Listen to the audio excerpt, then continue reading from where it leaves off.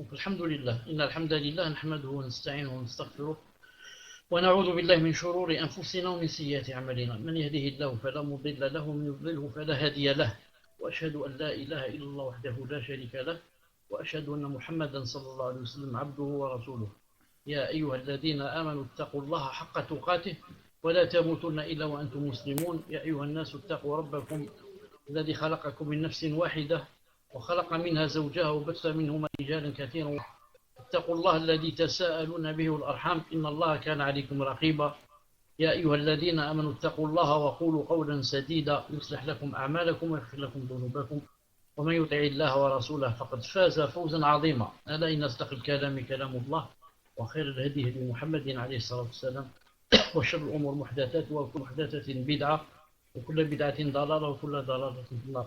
حياكم الله cette soirée du samedi 17 Muharram 1439 correspondant au 7 octobre 2017.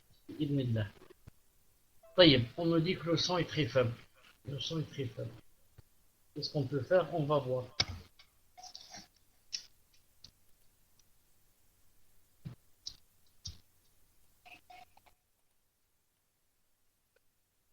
Assalamu alaikum.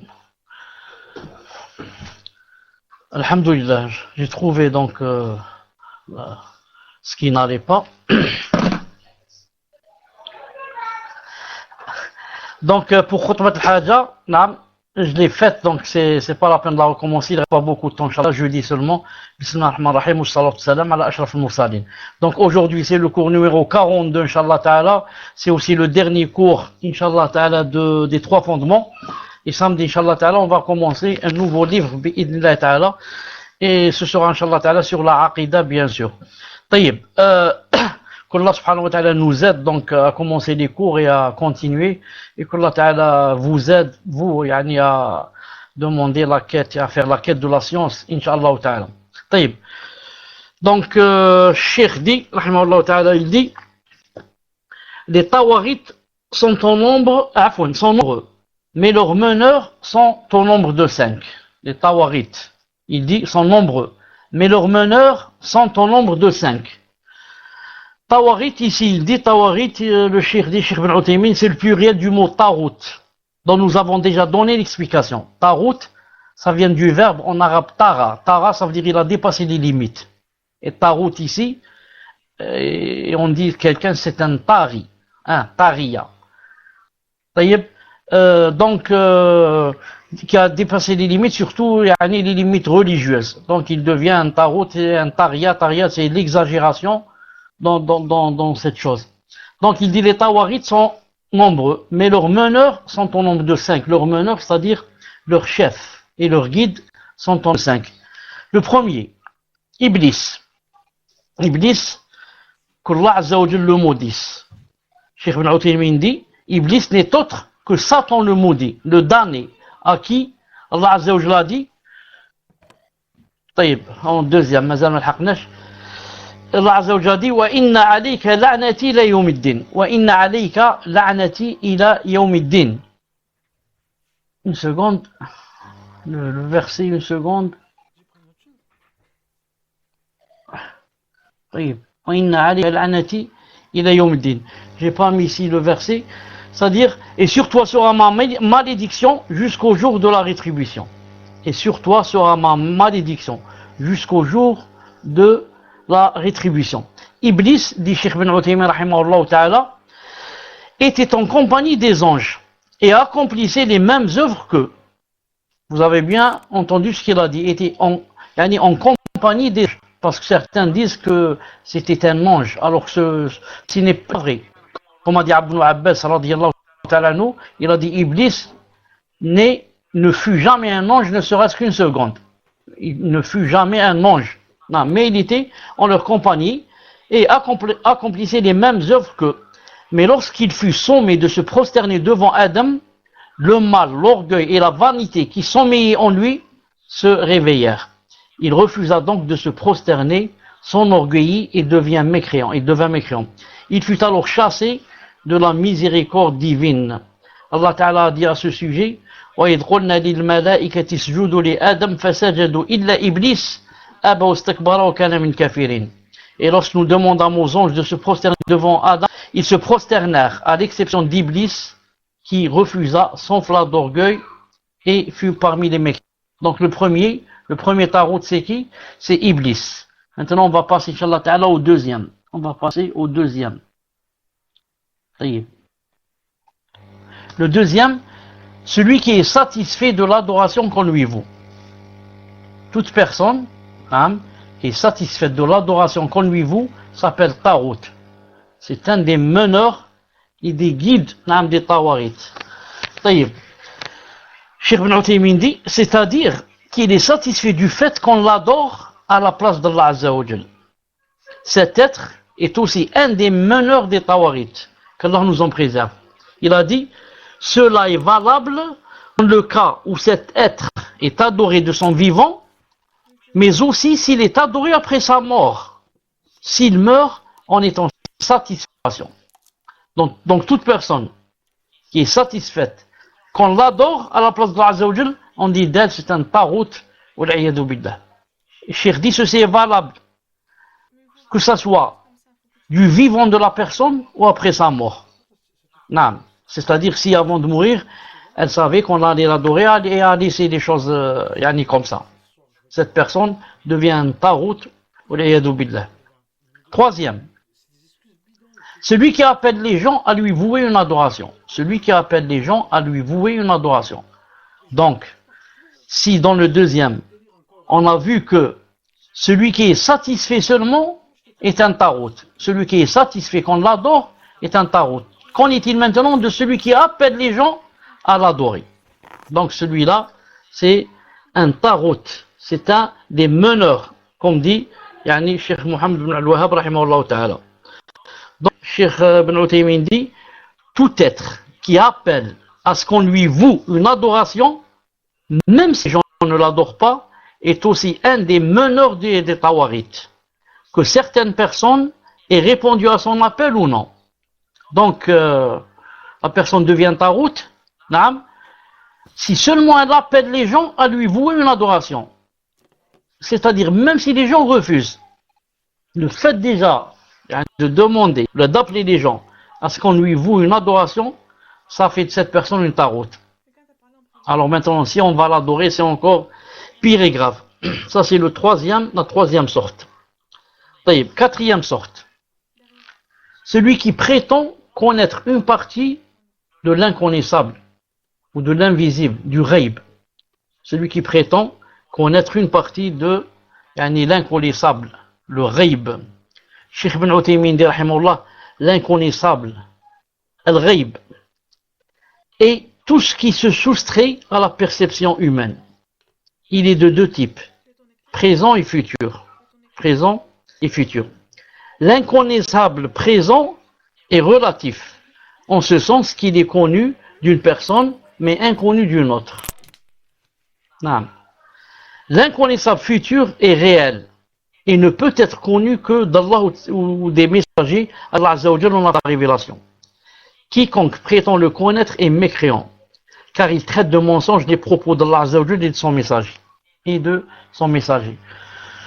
Attendez, je cherche un verset ici. Non.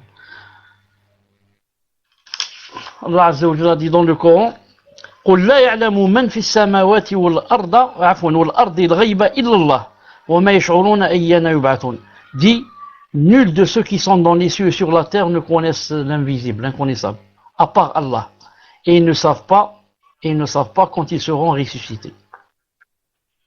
Il dit, Cheikh Ibn Uthaymin dit, si Allah Azza wa Jal ordonne à son prophète, alayhi salam, de déclarer à tout le monde que personne dans les cieux et sur la terre ne connaît l'inconnaissable, alors quiconque prétend le connaître traite de mensonge cette information, émanant d'Allah Azza wa Jal et de son messager alayhi salam. Ça c'est le quatrième tarot, celui qui prétend connaître une partie de l'invisible. Non. Et ensuite, ici on remarque une chose. Cheikh Ibn Uthaymin rahimahullah ta'ala, il est de deux types, le ghaib, ilm al-ghaib, la connaissance de l'inconnaissable, l'invisible, le ghaib. Il a dit il est de deux types, présent et futur. l'inconnaissable présent et l'inconnaissable futur. Il a dit l'inconnaissable présent est relatif, en ce sens qu'il est connu d'une personne mais inconnu d'une autre. Naam. Nous, ce qui nous intéresse, c'est l'inconnaissable futur. Quant à l'inconnaissable présent ou bien passé, il est possible que, comme a dit Cheikh Ibn Uthaymin, il est relatif. Il est possible que moi je connaisse des choses que toi tu ne connais pas. Naam. Pour toi c'est du rêve, c'est de l'invisible. Pour moi non. Moi par exemple je sais ce qui s'est passé tel jour il y a 30 ans. Toi tu sais pas. Pour toi c'est de l'invisible. Pour moi, c'est du connaissable. C'est pour ça qu'il a dit, ça c'est par rapport au passé. Il a dit il peut être connu d'une personne mais inconnu d'une autre. Moi je sais par exemple où est stationnée par exemple la voiture de X. Toi tu ne sais pas. Pour toi c'est de l'invisible. Non.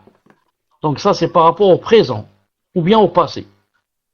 Mais ce qui est grave c'est l'inconnaissable futur. Dire demain ce qui va se passer ou des choses de l'avenir. Ça ce qui fait sortir de l'islam. Et entre parenthèses, ça rentre dans chercher l'inconnaissable, bien sûr, d'aller chez les devins et d'aller chez les sorcières et d'aller voir si je vais réussir au baccalauréat ou je vais pas réussir, d'aller voir si je vais marier ou ne pas me marier, d'aller voir avec qui je vais me marier, de voir l'horoscope. Certains voient même l'horoscope, ils disent je vois, mais pas avec la niya que je veux voir. C'est juste Salam alaikum. Donc, on parlait des tawarit, on parlait aussi, donc de celui, parmi les tawarit, celui qui... Donc, comme j'ai dit, on parlait de... On parlait du tarot, de celui qui prétend connaître l'invisible. On a fini de parler sur l'horoscope. Non. On a dit que c'est très grave de voir l'horoscope, même si c'était en plaisantant ou par curiosité. On avait dit que celui qui croit, il devient mécréant. Il ne croit pas seulement par curiosité, mais il va dire, sa salat va s'arrêter pendant 30 jours. Il ne va pas être accepté. Maintenant, on est passé au cinquième. Le cinquième, on avait dit que c'était celui qui juge par autre que ce que Allah Azza wa Jal a révélé. Celui qui juge par autre chose que Allah Subhanahu wa Ta'ala a révélé. Donc on va chercher où ça se trouve ça.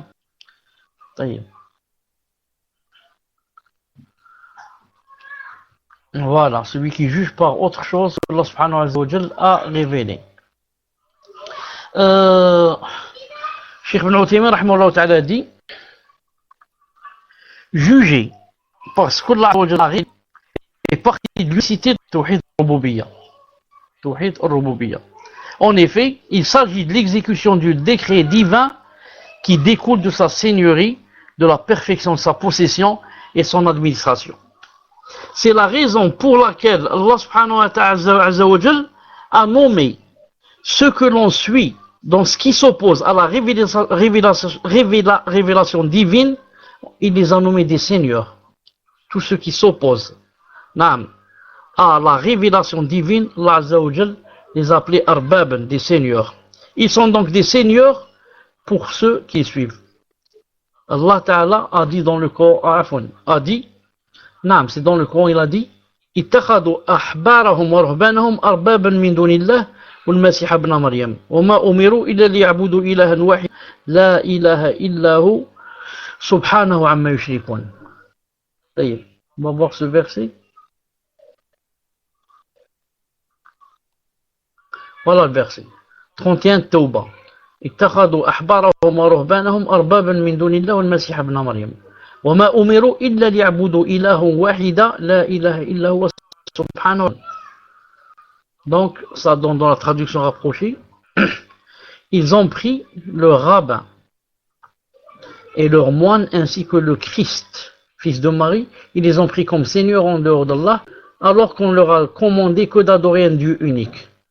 Pas de divinité à part lui, gloire à lui, il est au-dessus de ce qu'il lui associe. Ainsi, dit Cheikh Ibn Uthaymin, Allah Azza wa Jal a nommé ces êtres suivis, ces êtres qui ont été suivis, il les a nommés seigneurs, arbaban. Ils ont pris le rabbin et leur moine, ainsi que le Christ, comme seigneurs, arbaban. Car ils sont considérés comme des législateurs avec Allah. Il a aussi nommé ceux qui les suivent serviteurs. Naam. Car ils se sont humiliés de ces êtres suivis et leur ont obéi dans ce qui pourtant s'oppose au décret d'Allah Azza wa Jal. Ensuite, il a cité un hadith de Adi ibn Hatim qui a dit au prophète alayhi salam, au sujet de ce verset, il lui a dit, en parlant des juifs et des chrétiens, il lui a dit, je cite ça d'abord en arabe, naam. Donc, le hadith de Adi, il a dit, Ja'a Adi ibn Hatim ila al-Nabi sallallahu alayhi wa sallam l'islam. فلما سمع النبي عليه الصلاة والسلام يقرأ هذه الآية اتخذوا أحبارهم ورهبانهم أربابا من دون الله والمسيح ابن مريم وما أمروا إلا ليعبدوا إلها واحدا لا إله إلا هو سبحانه وما يشركون قال يا رسول الله إنهم لم يعبدوهم فقال النبي عليه الصلاة والسلام بلى إنهم حرموا عليهم الحلال وحلوا لهم الحرام فاتبعوهم فذلك عبادتهم إياهم. حسنه الشيخ الألباني. Une seconde, Inch'Allah ta'ala. Donc on écoutait, on lisait le hadith de Adi ibn Hatim radiyallahu ta'ala anhu. Maintenant on va le voir en français. Adi ibn Hatim, quand il a entendu le prophète alayhi salam lire le verset, ils ont pris le rabbin et leur moine ainsi que le fils de Marie comme seigneur en dehors d'Allah, il a dit, Ya Rasulullah, ils ne les ont pas adorés. Mais le prophète alayhi salam répondit, si ils leur ont prohibé le licite, c'est-à-dire interdit le halal, le licite, et ils ont légitimé l'illicite. Et ce qui n'est pas permis, on dit c'est permis. Ils les ont suivis en cela, voilà donc l'adoration qu'ils leur ont vouée. Donc Adi ibn Hatim radiyallahu ta'ala anhu a cru que pour les adorer, il faut peut-être faire les ablutions et aller se prosterner devant leurs pieds ou quelque chose comme ça. Le prophète sallam lui a corrigé, il lui a dit non. Naam. Est-ce que les rabbins, etc., ils leur ont prohibé le licite et légitimé l'illicite, n'est-ce pas? Il a dit si. Il lui a dit, ils les ont ceux-là? Il a dit si. Il a dit donc, voilà l'adoration qu'ils leur ont vouée. Donc ce n'est pas seulement aller se prosterner devant quelqu'un, mais le suivre dans quelque chose qui est interdit, il l'a rendu licite. Ou alors dans quelque chose de licite qu'il a rendu illicite. Si tu le suis, donc tu l'as adoré en dehors d'Allah subhanahu wa ta'ala, ou alors tu l'as adoré avec Allah subhanahu wa ta'ala. Reste une chose ici importante, ou bien je la laisse. Elle va venir peut-être, Inch'Allah ta'ala. Si elle ne vient pas, Inch'Allah ta'ala, qu'Allah ta'ala m'aide pour ne pas l'oublier. Car c'est très important, c'est dans ce verset. Al-Muhim. Cheikh Ibn Uthaymin dit, rahimahullah, si cette notion est comprise, sache qu'il existe des versets concernant ceux qui jugent par autre chose que ce que Allah a révélé et qui souhaitent recourir à autre qu'Allah et son messager en matière de justice. Je répète, si cette notion est comprise, sache qu'il existe des versets concernant ceux qui jugent par autre chose que ce que Allah a révélé et qui souhaitent recourir à autre chose, à autre qu'Allah et son messager en matière de justice. Certains de ces versets affirment que ces gens n'ont plus la foi, d'autres qui sont mécréants, injustes et pervers. Concernant le premier type de verset, c'est-à-dire genre de verset qui dit qu'ils n'ont pas de foi, c'est le verset suivant. Taïeb, on va donner en arabe. قال الله عز وجل ألم تر الذين يزعمون أنهم آمنوا بما أنزل إليك وما أنزل من قبلك يريدون أن يتحكموا إلى الطاغوت وقد أمروا أن يكفروا به ويريد الشيطان أن يضلهم ضلالا بعيدا. النساء 60. وإذا قيل لهم تعالوا إلى ما أنزل الله وإلى الرسول رأيت المنافقين يصدون عنك صدودا. Ensuite, فكيف إذا أصابتهم مصيبة بما قدمت أيديهم ثم جاءوك يحلفون بالله إن أردنا إلا إحسانا وتوفيقا. Ensuite, أولئك الذين يعلم الله ما في قلوبهم فأعرض عنهم وعظهم وقل لهم في أنفسهم قولا بليغا. Et enfin, وما أرسلنا من رسول إلا ليطاع بإذن الله ولو أنهم إذ ظلموا أنفسهم جاءوك فاستغفروا الله واستغفر لهم الرسول لوجدوا الله توابا رحيما فلا وربك لا يؤمنون حتى يحكموك فيما شجر بينهم ثم لا يجدوا في أنفسهم حرجا مما قضيت ويسلموا. النساء verset 60 à 65, ce qui donne à peu près dans la traduction rapprochée. N'as-tu pas vu, ya Mohammed, c'est-à-dire ceux qui prétendent croire, écoutez bien, prétendent croire à ce qu'on a fait descendre vers toi, ou alors sur toi, Mohammed, et ce qu'on a fait descendre avant toi. Ils veulent prendre pour juge le Tarot, alors que c'est en lui qu'on leur a commandé de ne pas croire. Mais le diable veut les égarer très loin dans l'égarement. Ensuite il dit, et lorsqu'on leur dit venez vers ce qu'Allah Azza wa Jalla a fait descendre et vers le messager, venez vers le Coran et la Sunna, tu vois les hypocrites s'écarter loin de toi. S'écarter loin de toi. Ensuite, Allah dit, comment allons-ils quand un malheur les atteindra à cause de ce qu'ils ont préparé de leurs propres mains? Puis, ils viendront alors près de toi, jurant par Allah, nous n'avons voulu que le bien et la réconciliation. Comme ça les hypocrites. Ils sont au décret d'Allah et de son messager. Ensuite, si tu le blâmes bien, il te dit je ne voulais que le bien et la réconciliation. Non, je ne voulais que le bien et la réconciliation. Allah Ta'ala a dit, voilà ce dont Allah sait ce qu'ils ont dans leur cœur. Ne leur tiens donc pas rigueur, exhorte-les et dis-leur sur eux-mêmes des paroles convaincantes. Ensuite il dit, nous n'avons envoyé de messagers que pour qu'ils soient obéis par la permission d'Allah. Si, lorsqu'ils ont fait du tort à leur propre personne, ils venaient à toi en implorant le pardon d'Allah, et si le messager demandait le pardon pour eux, ils trouveraient certes Allah très accueillant au repentir et miséricordieux. Ensuite, Allah t'a dit, non, par ton Seigneur, ils ne seront pas croyants, aussi longtemps qu'ils t'auront demandé de juger de leurs disputes et qu'ils n'auront éprouvé nulle angoisse pour ce que tu auras décidé et qu'ils se soumettent complètement à ta sentence. Les versets que je viens de citer, les takfiriyoun et les khawarij, je les aime beaucoup, beaucoup. D'ailleurs, de tout le Coran, ils ne connaissent peut-être que ces 5 versets. De tout le Coran, ils ne connaissent peut-être que ces 5 versets, et bien sûr, mais ils basent surtout sur ces 5 versets. Comme quoi, celui qui ne juge pas avec l'Akhar, il est absolument kafir, il est hypocrite, il est ceci, il est cela. Cheikh Ibn Uthaymin dit, Allah a donc décrit ces prétendus croyants, alors qu'en vérité ce sont des hypocrites, en leur attribuant les caractéristiques suivantes. Premièrement, ils veulent prendre pour juge le Tarot, qui correspond à ce qui s'oppose au décret d'Allah et de son messager. Donc ils veulent prendre le Tarot comme juge.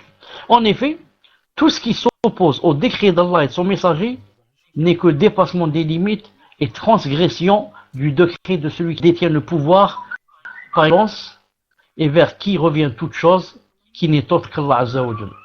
D'ailleurs, Allah Ta'ala dit dans le Coran, Ala lahu al-khalq wal-amr. Ala lahu al-khalq wal-amr. Tabarakallahu rabbul alamin. Il a dit ici, Ala lahu al-khalq wal-amr. Tabarakallahu rabbul alamin. Al-A'raf 54. C'est-à-dire, la création et le commandement n'appartiennent qu'à lui. Toute gloire à Allah Azza wa Jal, Seigneur de l'univers. Donc, ce qu'il faut comprendre dans ce verset, c'est quoi? C'est que si tu reconnais que la création appartient à Allah, c'est lui qui t'a créé, donc tu dois reconnaître aussi que le commandement n'appartient qu'à lui, c'est lui qui te commande. Ça marche les deux, ou ça s'en va les deux. Ou bien tu dis c'est lui qui m'a créé, alors tu dois dire c'est lui qui doit me commander. Donc, je me réfère à son commandement, le Coran et la Sunna de son prophète. Ou bien alors, ce n'est pas lui qui t'a créé, alors va suivre celui qui t'a créé, et va suivre les commandements et les lois de celui qui t'a créé. Si ce n'est pas Allah subhanahu wa ta'ala. Mais beaucoup font la séparation entre la création et le commandement. Ce qu'on appelle les laïcs, les mulhidoun, les communistes, même les laïcs qui disent je suis musulman, te dit voilà, ça c'est vrai, c'est Allah qui nous a créés, mais le commandement et la religion, etc., c'est entre toi et lui. C'est dans ton cœur et c'est dans la maison. Ça se passe dans la maison ou dans l'église ou la mosquée, c'est pas dehors. Ce qu'on fait dehors et les lois des tribunaux et les lois de la présidence et tout ça, le gouvernement, tout ça, c'est nous qui inventons les lois. Donc ils font la séparation entre quoi? Entre la création et le commandement qu'Allah Ta'ala nous préserve. Il dit ici, deuxièmement, parce que Cheikh a dit que Allah Azza wa Jalla a attribué aux hypocrites les caractéristiques suivantes. Premièrement, ils veulent prendre le tarout pour juge. Deuxièmement, lorsqu'on les invite vers ce que Allah Azza wa Jalla a révélé à son messager, ils s'écartent et se détournent. On a vu ça. Troisièmement, lorsqu'un malheur consécutif à ce qu'ils ont commis les touche, hein, pourquoi il dit ici, un malheur les touche, il a dit qu'il y a un rapport avec ce qui les touche. Pourquoi il a dit qu'il y a un rapport avec ce qui les touche? Parce que Allah Azza wa Jalla, dans beaucoup de cas, ne donne un malheur qu'à cause de ce qu'on a fait, nous, de nos propres mains. C'est-à-dire, c'est nous qui sommes quoi? C'est nous qui sommes la cause de la venue des malheurs, dans beaucoup de cas. Dans certains cas, c'est seulement une preuve. Mais dans beaucoup de cas, c'est nous qui faisons les fautes, donc nous recevons le malheur. C'est pour ça que Allah Azza wa Jalla a dit, lorsqu'un malheur, lorsqu'un malheur consécutif à ce qu'ils ont commis les touche, comme le fait que leur manigance soit démasquée, alors ils accourent en jurant ne vouloir que la bienfaisance et la réconciliation. Ils sont comme ceux qui, aujourd'hui, refusent les lois islamiques et jugent selon des lois qui s'y opposent, en prétendant que c'est là un acte de bienfaisance adapté à la situation contemporaine. Beaucoup de gens, de nos jours, et peut-être même avec une bonne niya, il croit que c'est une bonne niya, il va te dire, il va te dire, les lois islamiques, ça, elles sont bonnes, elles sont belles, elles sont complètes, elles sont faites, mais c'était pour autrefois. Maintenant, il y a eu évolution, il y a eu émancipation, il y a eu ceci, cela. Donc, vous n'allez pas me dire que maintenant, en 2017, si quelqu'un va voler, on va lui couper sa main. Alors ça, c'est de la barbarie. Donc peut-être il dit ça, miskin, peut-être il dit avec une bonne idée, il dit, ça c'était pour autrefois. Il ne sait pas que ça, si on va établir la preuve sur lui, et il va redire ça, il devient mécréant. Il devient mécréant, il sort de l'islam ou l'iyadu billah. Il sort de l'islam ou l'iyadu billah. C'est pour ça que le Cheikh a dit ici, qu'est-ce qu'il dit? Ils sont comme ceux qui, aujourd'hui, refusent les lois islamiques et jugent selon les lois qui s'y opposent, en prétendant que c'est là un acte de bienfaisance adapté à la situation contemporaine. Je dis maintenant, le monde a changé. Les gens sont allés sur la Lune, ils vont bientôt aller sur Mars et je ne sais quoi, sur Jupiter. Donc maintenant, on ne va pas revenir à l'époque de l'obscurantisme. Autrefois, au temps du prophète, et certains, diront même, voudront parler à la place du prophète islam. Ils te diront, s'il était vivant lui-même, par exemple, il aurait délaissé cette chose. Il n'aurait pas coupé la main du voleur. Il aurait fait ceci, il aurait fait cela. Comme a dit quelqu'un ici, très connu en Algérie, il est mort. Le chef des frères musulmans ici en Algérie, qu'est-ce qu'il a dit? Il a dit, si le prophète était vivant, il aurait mis un costume et une cravate. Allah Ta'ala nous préserve. Donc il a parlé à sa place. Il a dit, s'il était vivant, il serait habillé en costume et en cravate. Subhanallah. Pourquoi tu dis ça? Parce que c'est un frère musulman. Les frères musulmans ne mettent pas le khamis. Pour eux, la cravate et le costume, c'est ça le délil de l'émancipation et de l'évolution et qu'ils sont, masha'Allah. Khamis, ça donne un peu quelqu'un d'analphabète ou quelqu'un de... Pour eux, c'est comme ça. Donc ils sont complexés avec le khamis. Au point où ils ont dit, si le prophète était vivant, il serait habillé avec le costume. La hawla wa la quwwata illa billah. C'est très grave ce qu'il a dit. Subhanallah wa ni'mal wakil. Ensuite, Il a dit, puis Allah Azza wa Jal, puis Allah Azza wa Jal a mis en garde ses prétendus croyants aux caractéristiques mentionnées ci-dessus, en affirmant quoi? Qu'ils connaissaient parfaitement, c'est-à-dire qu'Allah Ta'ala connaît parfaitement le contenu de leur cœur, de leur cœur, et leurs pensées cachées qui contredisent leurs propos. Il a ainsi ordonné à son prophète de les exhorter et de tenir des propos convaincants envers eux. Donc, quand quelqu'un vient vers toi et te dit bon, tu fais des choses très studies, etc. Donc, qu'est-ce que tu vas faire? C'est pas ce qu'il y a dans son cœur. Donc, il te dit, exhorte-le et tiens-lui des propos quand il essaye de lui montrer, etc., de l'exhorter, de lui faire une petite maw'idha. Peut-être qu'il va revenir. Mais, par contre, Allah Azza wa Jal, non, lui, il sait ce qu'il y a dans les cœurs. Il sait que ce n'est pas vrai ce que dit cette personne-là. En parlant des hypocrites. Ensuite, Cheikh Ibn Uthaymin dit, il a ensuite expliqué que la sagesse de l'envoi du messager, c'est quoi? C'est qu'il soit obéi et suivi. Et non un autre, quelle que soit la force de sa pensée et l'ampleur de sa perception. Aucune autre personne, à part le prophète islam, n'a le droit d'être suivi dans la religion, sauf le prophète sallallahu alayhi wa sallam. Les savants aussi, on va les suivre. Les savants, on va les suivre quand ils suivent le prophète sallallahu alayhi wa sallam. Si un savant te dit, voilà le hadith, et je veux pas appliquer ce hadith, j'applique ce qui me passe par la tête, on ne va pas accepter sa parole. Et encore, je ne pense pas qu'il y ait un savant qui dise cela.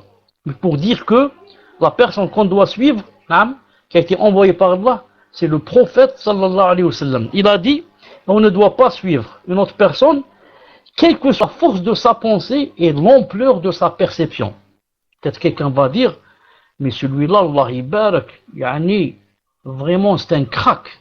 Il a un doctorat de la Sorbonne ou de la NASA ou je ne sais d'où. C'est vraiment un crack. C'est un crack dans le domaine, on va lui répondre, c'est un crack dans le domaine de la dunya. On parle des choses qui en ressort, qui ont trait aussi avec l'invisible.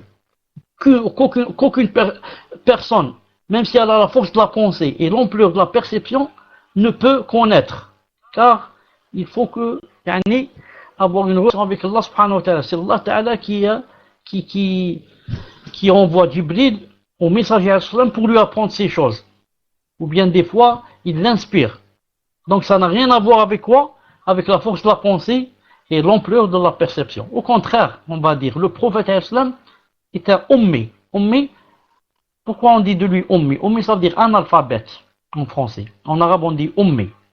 Il était ummi, ça veut dire, même il y a dans le Coran. Dans le Coran, il y a des versets où Allah subhanahu wa ta'ala dit que le prophète ummi, ça veut dire analphabète. Pourquoi en arabe ça s'appelle ummi? Ummi, ça vient du mot c'est la mère. Donc ummi, c'est comme quelqu'un qui vient de sortir du ventre de sa mère. Est-ce que quelqu'un qui vient de sortir du ventre de sa mère connaît quelque chose? Est-ce qu'il connaît le Coran? Est-ce qu'il connaît l'alphabet? Il connaît rien. Il est ummi. C'est pour ça qu'on dit de lui ummi. Donc le prophète islam, il était ummi, analphabète. Et pourtant, c'est lui qui te montre comment adorer Allah Azza wa Jalla et comment rentrer au paradis et éviter l'enfer. C'est une preuve que, et c'est pour ça que Allah Azza wa Jalla a fait exprès que il l'a envoyé et fait de lui un ummi, un analphabète. Pourquoi? Parce que s'il était quelqu'un qui avait étudié, etc., ils auront dit quoi? Ils vont dire c'est lui donc qui a écrit le Coran. Mais là, analphabète, quelqu'un qui fait pas la différence, par exemple, entre le alif et le sin, et ensuite il peut écrire un Coran comme ça de, je ne sais pas, 300 la 4 pages, là, c'est pas possible. Réfléchis, tu trouves que c'est pas possible. Troisièmement, Cheikh rahimahullah dit, Cheikh Ibn Uthaymin, a juré par le pouvoir qu'il détient sur son messager, qui est une des catégories de sa seigneurie la plus spécifique, car elle implique l'authenticité du message de son prophète islam. Il a donc juré de façon solennelle que la foi d'un serviteur ne peut être complète qu'à 3 conditions. Allah Ta'ala a juré que la foi de quelqu'un ne peut être complète qu'à condition. La première, le recours en justice soit fait auprès du prophète pour tout différent. Non. Pour que la foi soit complète, trois choses. La première, s'il y a un différent, s'il y a un problème, une altercation, un problème entre moi et quelqu'un, qui doit nous, nous montrer qui est sur le vrai, qui est sur le faux, qu'est-ce qu'on doit faire, etc. C'est le prophète sallallahu alayhi wa sallam. Son vivant, bien sûr. Donc si on le délaisse, on va prendre n'importe quelle personne, on va lui juger entre nous. Il dit ici, tu n'as pas rempli la première condition. La première, c'est lui, alayhi salam, pour tout différent qui a eu lieu entre deux personnes. On continue, Inch'Allah Ta'ala. Troisièmement, parce qu'il a dit que la foi ne peut être complète qu'à trois conditions. La troisième, que son jugement soit accepté et exécuté sans écart ni paresse. Ça, c'est par rapport au premier genre de versets qui disent que celui qui ne juge pas par les lois de l'Azza qui n'est pas croyant. Quant au second type de verset, Cheikh Ibn Uthaymin a dit, les versets où celui qui ne juge pas par les lois de l'Azza Allah Ta'ala a dit de lui qu'il était injuste et pervers, mécréant, injuste et pervers. Donc, comme dans le verset suivant, où Allah Subhanahu wa Ta'ala a dit وَمَنْ يَحْكُمْ بِمَا أَنزَلَ اللَّهُ فَأُولَئِكَ هُمُ الْكَافِرُونَ. Maïda 44. Et ceux qui ne jugent pas d'après ce que Allah Azza wa Jalla fait descendre, les voilà les mécréants. Mais il a dit aussi وَمَنْ لَمْ يَحْكُمْ بِمَا أَنزَلَ اللَّهُ فَأُولَئِكَ هُمُ الظَّالِمُونَ. Il a dit aussi, et ceux qui ne jugent pas d'après ce qu'a fait Allah Azza wa Jalla descendre, ceux-là ce sont les injustes.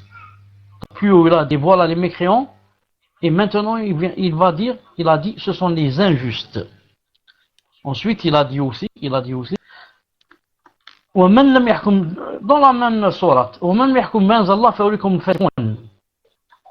Et ceux qui ne jugent pas d'après ce que Allah a fait descendre, ce sont là les pervers.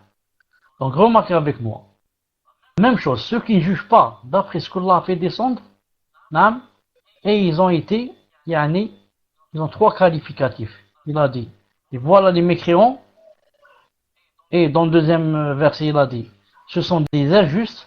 Troisième verset il a dit, ce sont des pervers. Cheikh Ibn Uthaymin dit, on peut se poser la question suivante. Ces trois qualificatifs, c'est-à-dire mécréant, pervers, injuste, s'appliquent-ils à un seul sujet?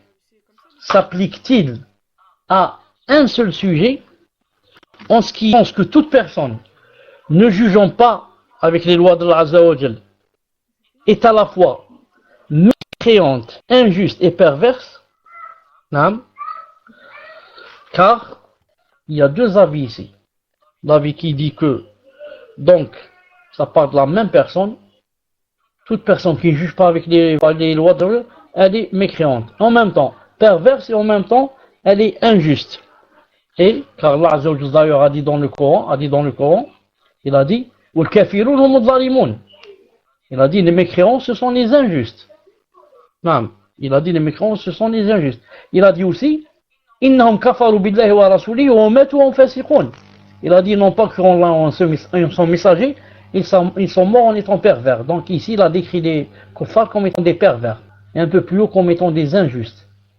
Et ceux qui ne jugent pas avec les lois de Allah, il a aussi dit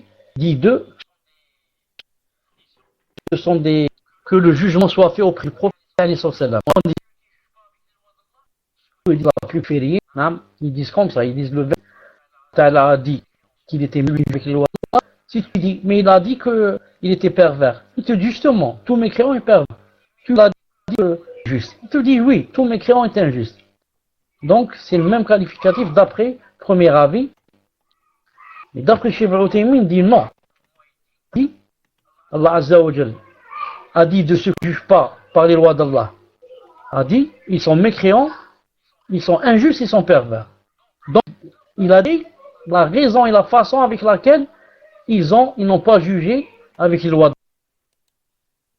d'Allah. C'est-à-dire d'après ne pas juger avec les lois d'Allah, ou bien te rend mécréant, ou bien te il dit injuste et pervers, ne s'applique pas seulement pour mécréant, mais il dit tu deviens ou bien mécréant, ou bien pervers, ou bien yani, injuste. Cheikh Ibn Uthaymin continue. Nous disons donc, il va expliquer. Si une personne n'est que là par dédain ou mépris envers la loi divine. Donc, il dit j'aime pas la loi d'Allah, ceci, cela, par dédain qu'une autre loi peut être plus avantageuse et plus bénéfique pour les créatures. On pense que la loi, par exemple, de nos jours, ou bien une certaine loi, peut être mieux que la loi du Coran. Ou alors pense que cette loi est équivalente à la loi.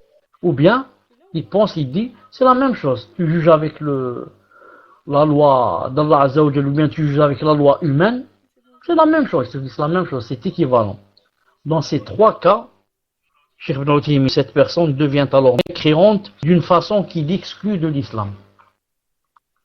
Donc d'après Cheikh Ibn Uthaymin, et bien sûr Cheikh Al-Albani aussi, quand est-ce que la personne, si elle ne juge pas avec les lois d'Allah, elle sort carrément de l'islam? Quand est-ce? Si il méprise la loi divine, ne veut pas juger avec elle par dédain, par mépris. Celui-là, il sort de l'islam. Ou bien, il dit que il y a une loi qui est mieux que celle-là. Allah Ta'ala, par exemple, a dit, il faut lui couper la main. L'autre dit, non, il ne faut pas lui couper. Il faut juste, par exemple, lui donner 2 ans de prison. 2 ans de prison. Il dit, cette loi est plus avantageuse, c'est mieux pour lui, comme ça, et s'il sort de la prison, il aura toujours sa main avec lui, etc. Donc celui-là, il sort de l'islam. Ou alors, troisième cas où il sort de l'islam, il ne juge pas, quand il dit que la loi humaine est équivalente à la loi divine. Tu dis, tu choisis. Tu veux juger avec ce qu'il y a dans le Coran Sunna, ou bien tu juges avec la loi du tribunal. C'est la même chose, c'est équivalent. Dans ce cas aussi, malgré que la personne n'a pas dit que la loi humaine est mieux que la loi divine, mais malgré cela, en la mettant équivalente, elle sort de l'islam. Il dit c'est le cas par exemple de ceux qui élaborent. Cheikh Ibn Uthaymin dit c'est le cas par exemple de ceux qui élaborent pour les gens des lois qui s'opposent à la législation islamique, afin que ces lois soient suivies, soient une voie à suivre. Or ces gens n'ont élaboré ces lois s'opposant à la législation islamique qu'après s'être convaincus qu'elles sont plus avantageuses et plus bénéfiques pour les créatures. En effet, on sait par nécessité rationnelle et spontanéité naturelle que personne ne délaisse une voie pour une autre, s'y opposant, sans considérer que la seconde est meilleure et la première déficiente. Ensuite, Uthaymin dit, pour expliquer encore davantage, il dit, dans le cas maintenant où une personne ne juge pas avec les lois d'Allah Azza wa Jal, mais sans dédaigner ni mépriser la loi d'Allah, et sans croire qu'une loi autre que la sienne est plus avantageuse pour lui ou autre, cette personne est alors injuste et non pas mécréante. Et la gravité de son injustice dépend de la loi choisie et des moyens mis en œuvre pour l'appliquer. Enfin, dit Cheikh Ibn Uthaymin, si une personne ne juge pas par les lois d'Allah Azza wa Jal, non par dédain, ni par mépris pour la loi d'Allah, et sans croire qu'une autre loi peut être équivalente à la loi d'Allah Azza wa Jal, ou plus avantageuse et bénéfique pour les gens, mais elle a agi de la sorte, c'est-à-dire n'a pas jugé avec la loi d'Allah, par complaisance envers un des parties du différent qui s'est présenté à lui, c'est-à-dire il a jugé par complaisance pour une des 2 personnes qui sont venues se juger à lui. Il a dit pour obtenir qu'on lui verse par exemple un pot de vin, ou pour toute autre considération matérielle. Cette personne est alors perverse et non mécréante. Et la gravité de sa perversité dépend de la loi choisie et des moyens mis en œuvre pour l'appliquer. Donc, d'après Cheikh Ibn Uthaymin, quand Allah Ta'ala a dit celui qui ne juge pas par les lois d'Allah, il est mécréant, pervers et injuste, il a dit c'est pas la même chose. Il a dit au contraire. Il a dit pour dire que la personne des fois en ne pas jugeant avec les lois d'Allah, des fois elle est mécréante.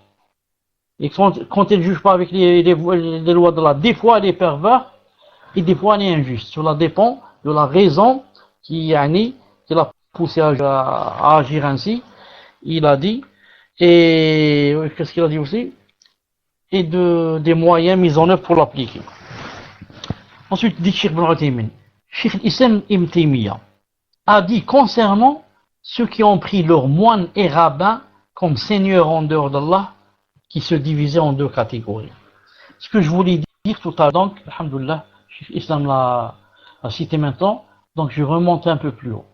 On va voir le hadith de Adi ibn Hatim. Le hadith de Adi ibn Hatim. Voilà ce hadith. Regardez ce hadith. Donc le prophète alayhi salam a lu le verset que ils ont pris le rabbin et leur moine et le Isa alayhi salam, ils les ont pris comme seigneurs. Donc Adi a dit non, ya Rasulallah, ils les ont pas adorés. Le prophète lui a dit si. Est-ce que ces rabbins et ces moines ne leur ont-ils pas prohibé le licite et légitimité d'illicite? Et ils les ont suivis en cela. Il a dit si. Il a dit tu vois. Donc l'adoration qu'ils leur ont vouée. Donc toute personne qui suit une autre, qui rend le licite, le rend haram. Une personne va te dire que c'est haram de manger le pain. C'est haram de boire de l'eau. C'est haram de boire un jus de fruits. Donc celui-là, qu'est-ce qu'il a fait? Il a prohibé le licite. Et une autre personne, par exemple, va faire le contraire, va légitimer l'illicite. Quelque chose d'illicite va te dire c'est halal. C'est halal de boire le vin. C'est halal de ne pas mettre le voile. C'est halal de faire la zina. C'est halal de voler. Donc, maintenant, cette personne a dit comme ça, le hadith dit, si tu vas le suivre en cela, c'est comme si tu lui as voué une adoration. Donc tu les as pris pour arbab, un rab, tu as pris cette personne pour un rab, un seigneur qui t'a légiféré ici des lois, bien sûr s'opposant à l'islam. Il a dit de l'eau et du pain que c'était interdit. Et du vol et de la zina que c'était permis. Donc c'est vraiment, ça s'oppose à l'islam. Si je les suis, ça veut dire que je deviens kafir. Comme a dit Cheikh Ibn Uthaymin, rahimahullah. Mais attention. Cheikh Ibn Uthaymin, Cheikh l'Islam a bien montré ce que ça veut dire ce hadith, parce que pour quelqu'un qui n'a pas de science, il va le prendre comme ça, sur l'apparence, et il va dire donc toute personne qui suit une personne comme ça devient mécréante. On va dire attention. Premièrement, ça, c'est pas Cheikh l'Islam qui l'a dit, moi je le dis. Si une personne va dire que la zina, par exemple, c'est permis, ou là le voile n'est pas interdit, ou là l'eau est interdite, bon, on va voir la première condition. Est-ce celui qui a dit ça, est-ce que par exemple c'est un majeur? Si un mineur dit ça, un mineur il ne devient pas kafir. Vous savez ça. Parce que la plume est levée jusqu'à ce qu'il devienne majeur. Deuxièmement, maintenant il est majeur, il a 22 ans, il a 25 ans. Mais est-ce il a la raison? Parce qu'un fou, s'il dit comme ça, il n'a pas, c'est un fou. Et troisièmement, ce qui est très important, on va dire, est-ce qu'il sait cela ou il ne sait pas? Il est possible qu'une personne vienne se reconvertir il y a 2 jours. Quelqu'un qui se reconvertit il y a 2 jours, peut-être que jamais il ne savait que l'alcool était interdite, ou que le vol est interdit, ou que le voile est obligatoire, ou que la prière est obligatoire, ou que la zina est interdite. Il vient juste de se reconvertir. Ça fait 50 ans que d'après lui que ces choses-là sont permises, etc. Donc, hormis maintenant ces conditions, écoutez ce que dit Cheikh l'Islam rahimahullah dans ce hadith. Il a dit, Cheikh l'Islam a dit, ceux qui ont pris leurs moines et rabbins comme seigneurs en dehors d'Allah, et les ont suivis et deviennent des kuffars, bien sûr, il a dit, se divisent en 2 catégories. Maintenant, on ne parle pas de ceux qui ont prohibé le licite et légitimité l'illicite. On parle de ceux qui les ont suivis.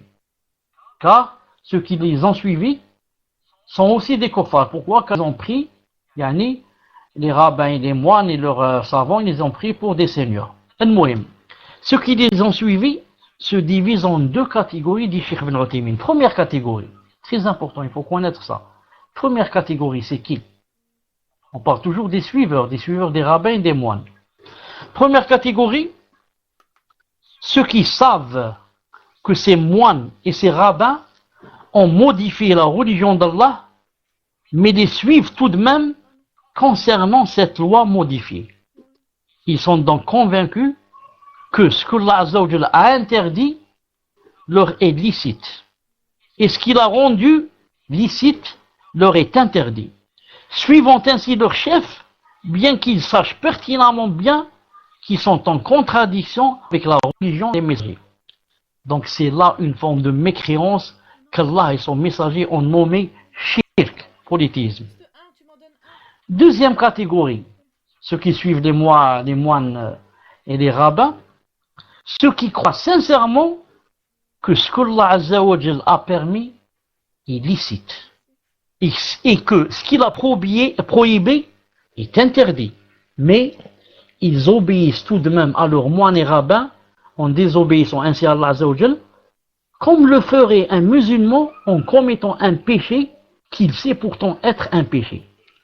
Cheikh Islam dit, ces personnes-là ont le même statut que ceux qui commettent des péchés, tout. Ils ne sont pas des kuffars. Donc, il faut bien faire la différence pour ceux qui suivent les moines et les rabbins et les lois qui ne viennent pas d'Allah Azza wa Jal, entre celui qui dans son cœur reconnaît que cette chose est licite, malgré que les autres l'ont rendu illicite, et que cette autre chose est illicite, malgré que les rabbins l'ont rendu licite, et malgré cela, il l'a suivi, ou bien par faiblesse, ou bien par dunya, ou bien. Donc celui-là, maximum, il a fait un grand péché. Par contre, le premier, celui qui devient mécréant, il ne reconnaît pas le statut.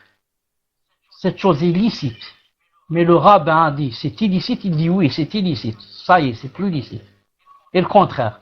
Cette chose est illicite, haram, l'alcool. Le rabbin il dit non, c'est licite. L'autre il dit d'accord, c'est licite. Et il boit avec lui. Celui-là, c'est un kafir. C'est pour ça, si ceux qui ont l'habitude de me suivre depuis longtemps, m'ont entendu répéter plusieurs fois ce que je vais dire maintenant, car ça s'applique vraiment à ce que je disais. Plusieurs fois, je donnais cet exemple. Je dis, par exemple, si une femme ne met pas le voile, elle peut ne pas le mettre et être toujours une musulmane, une croyante.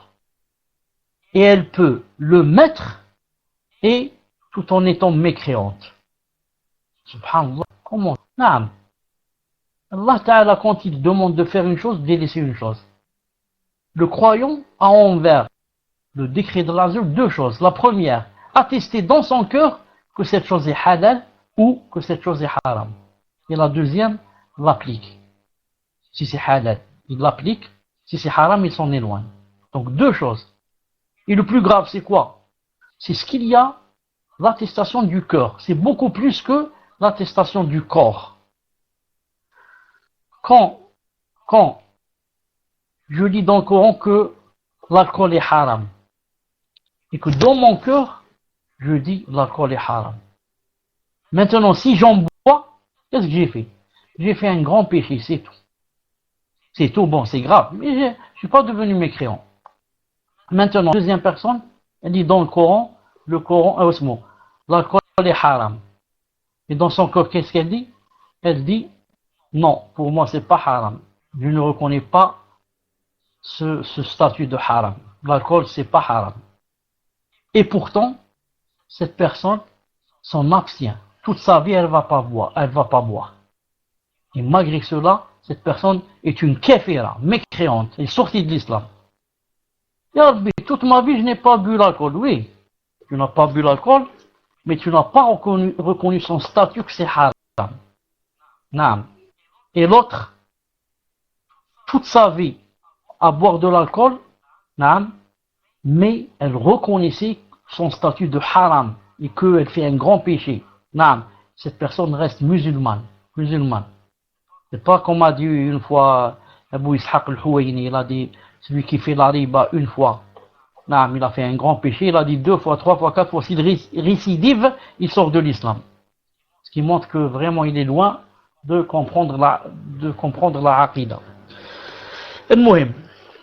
Donc, voilà ce que dit Cheikh Islam par rapport à celui qui suit les rabbins, etc. Pas toute personne qui suit les rabbins et les moines dans ce qu'ils ont rendu licite ou illicite devient mécréant.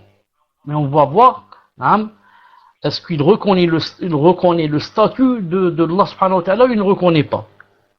Ensuite, Cheikh Ibn Uthaymin dit, il convient cependant de faire une différence entre le fait de légiférer de manière globale et les cas isolés où le magistrat juge par autre chose que Allah a révélé. En effet, les situations où on légifère de manière générale ne sont pas concernées par la classification précédente. Elles n'entrent que dans le cadre de la première catégorie, car le législateur qui conçoit une législation complète s'opposant à l'islam ne le fait que parce qu'il est convaincu qu'elle est plus avantageuse que l'islam et plus bénéfique pour les gens, ainsi que nous l'avons expliqué ci-dessus. Ce problème, dit Cheikh Ibn Uthaymin, je désigne par là le problème du jugement, pas autre chose que ce que Allah a révélé, est un des plus importants problèmes dont souffrent les dirigeants de nos jours.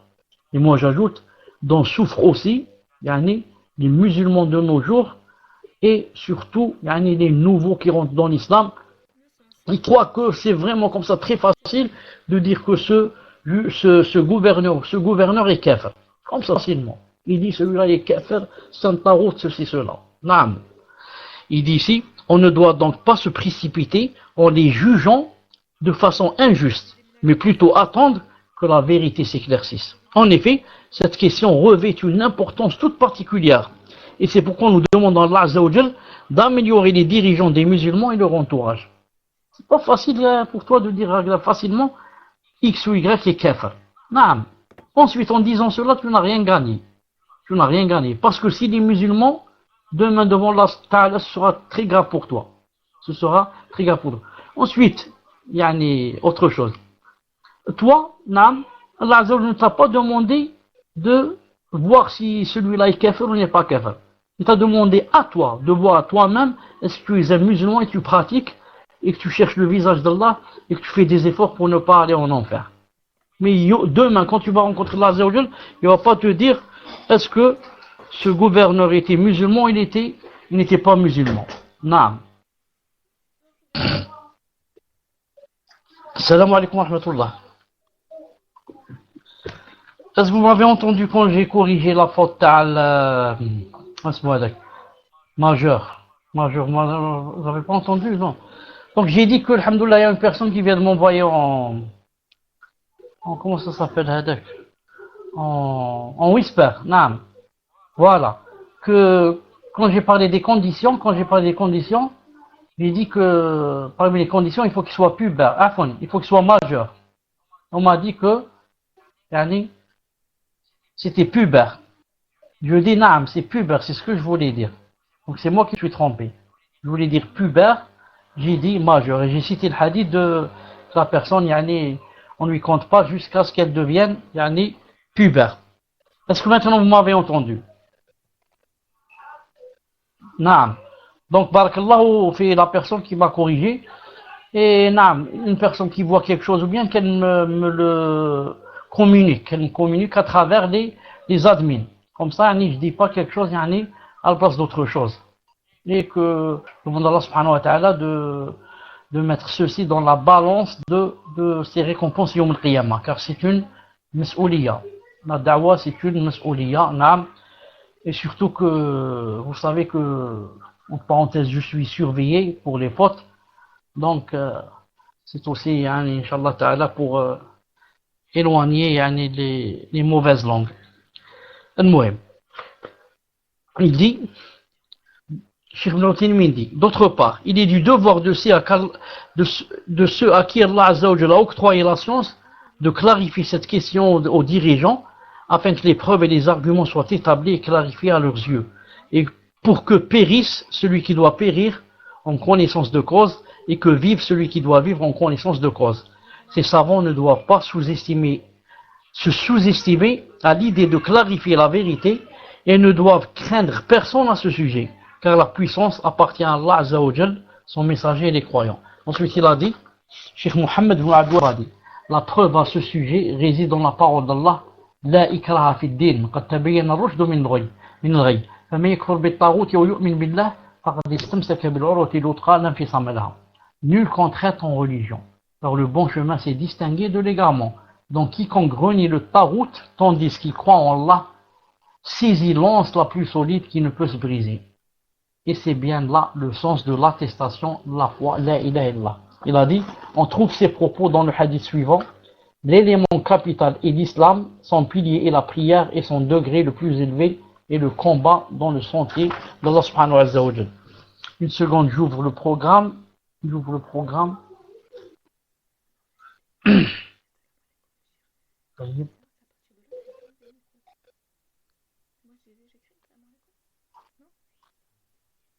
Donc voilà le verset ici. Voilà.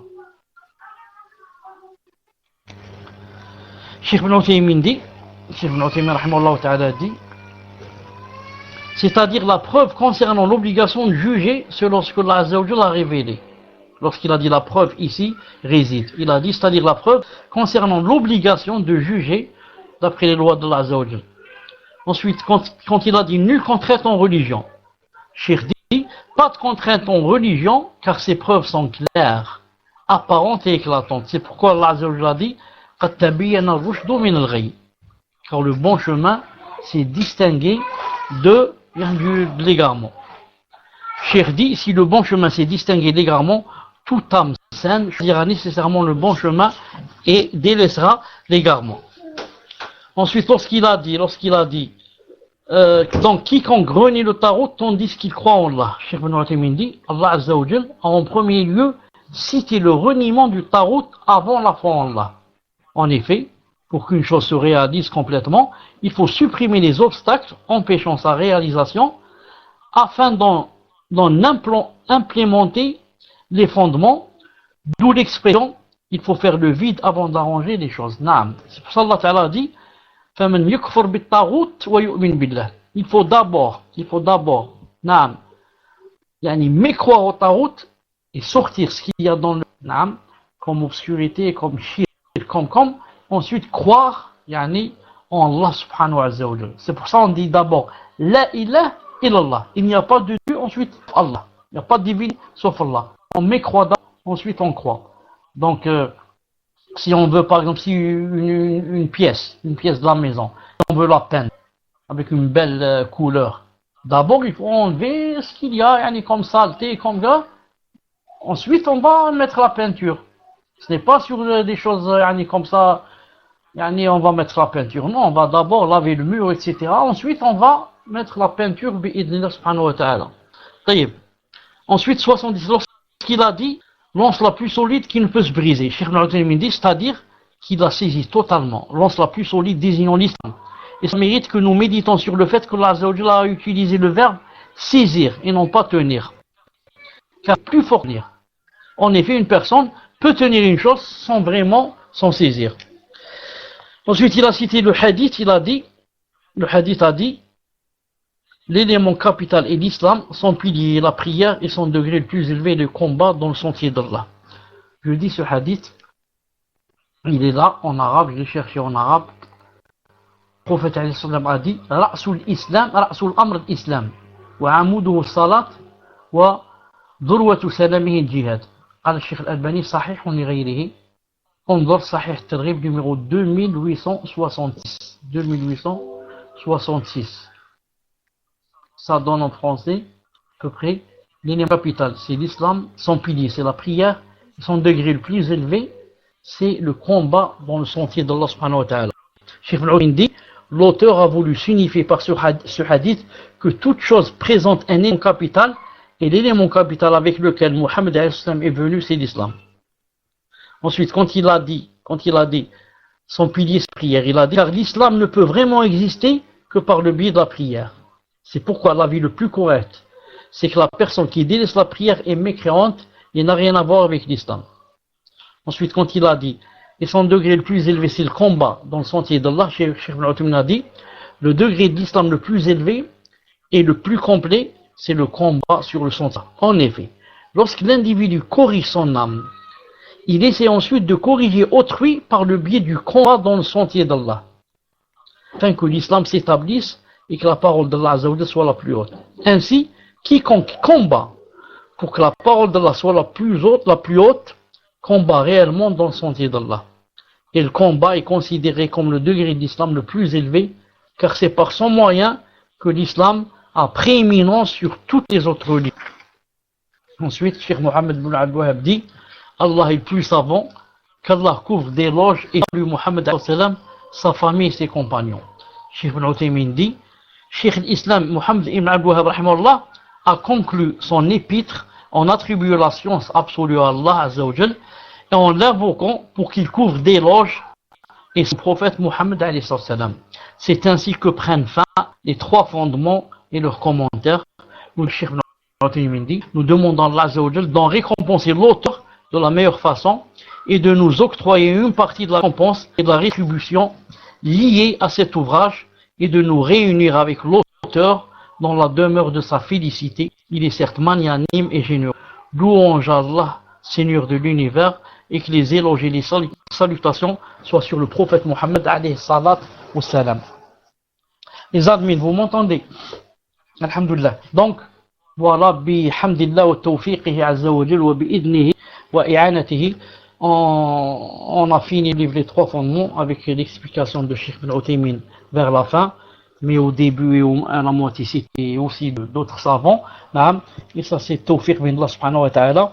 Donc si vous avez des questions sur ce que j'ai dit aujourd'hui, vous l'envoyez par exemple aux admins et je vais y répondre la semaine prochaine, Inch'Allah, samedi, avant de commencer une nouvelle épître, ou là une nouvelle risala. Samedi, Inch'Allah, on va commencer un nouveau livre sur la Aqida, je vais voir lequel, Inch'Allah Ta'ala. Entre-temps, il y a des questions qu'il y a sur ce que j'ai dit aujourd'hui, vous les laissez, Inch'Allah Ta'ala. Quand je vais commencer samedi le cours, je vais commencer par répondre à ces questions, Inch'Allah Ta'ala. Donc, Fouzi, je te laisse, Inch'Allah Ta'ala, la responsabilité de prendre des questions et de fermer le site bi'idnillah subhanahu azza wa jal. Naam, parce que maintenant je dois quitter bi'idnillahi ta'ala. طيب سبحانك اللهم وبحمدك اشهد ان لا اله الا انت استغفرك واتوب اليك. السلام عليكم ورحمه الله وبركاته.